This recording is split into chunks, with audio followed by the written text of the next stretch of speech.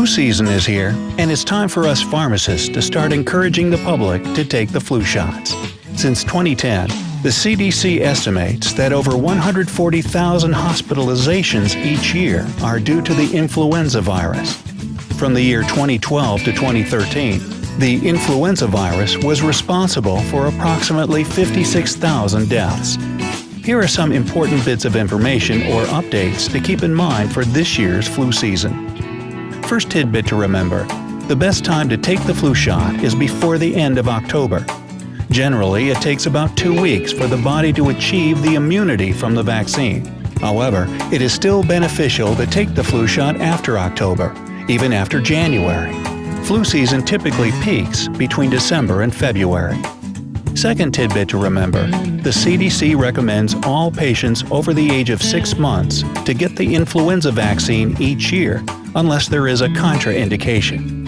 This recommendation includes pregnant patients during any trimester.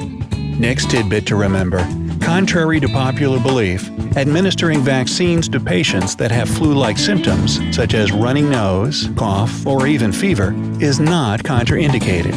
The CDC recommends just to use precaution when dealing with these types of patients.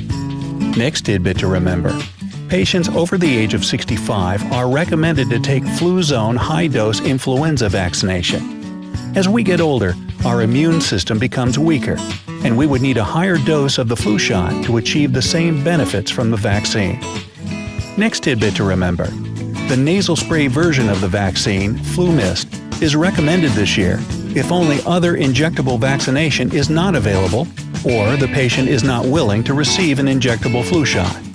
Keep in mind, Flu Mist, which is a live attenuated influenza vaccine, is not recommended for patients under the age of 2 years old, over the age of 49 years old, or anyone that has a chronic health condition.